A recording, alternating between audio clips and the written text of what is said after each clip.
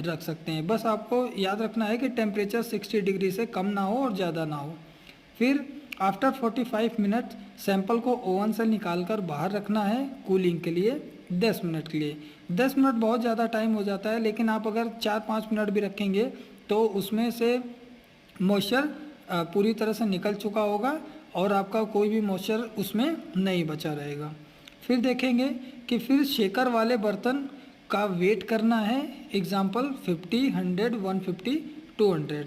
तो हम लोग क्या करेंगे, पूरा उसका वज़न ले लेंगे लाइन से लगा करके। सबसे नीचे एक बाउल रहता है जिसमें हमारा शेक होने के बाद, छन्नी से गिरने के बाद सारा कोयला उसी में इकट्ठा हो जाएगा, और जिस साइज़ का कोयला जिस छन्नी में रुका रहेगा यानी कि वह कोयला उस साइज़ का है।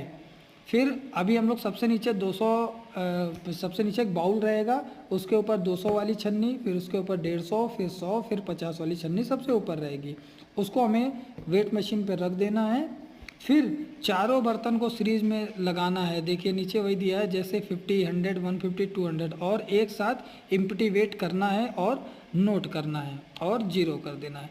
तो हम लोगों ने यहाँ पर दो वेट को नोट करके रखा है। एक पहला जो प्लास्टिक बोतल आया था सबसे ऊपर देखेंगे, एक वो नोट हो गया, और दूसरा वजन हम लोगों ने क्या किया है कि फिर हमने जो शेकर का जो चारों शिव था उसको एक साथ रख के उसका वज़न ले लिया है। फिर क्या करना है कि 50 ग्राम सैंपल लेना है सबसे ऊपर वाले बर्तन में, 50 वाले में, यानी कि जो हमने 70 to 75 ग्राम हम लोगों ने सैंपल लिया था, वही सैंपल जब ठंडा करने के बाद हम लोग के पास बचा हुआ है, उसी में से 50 ग्राम सैंपल लेना है, और शेकर जो बर्तन है हमारा शिव शेकर बर्तन, उसी में सबसे ऊपर डालना है, जो सबसे ऊपर वाला 50 नंबर का शिव रहता है। फिर सारे बर्तन को शिव मशीन में सेट करना है। यह जो आप देख रहे हैं शिव शेकर मशीन, इस तरह से सीरीज में लगाकर इसको मशीन में सेट कर देना है। फिर मशीन में 20 मिनट सेट करना है और मशीन को ऑन करना है।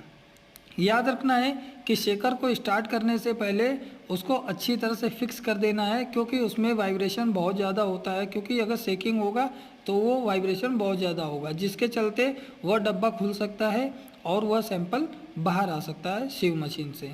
फिर आफ्टर शेक फिर से भरना है,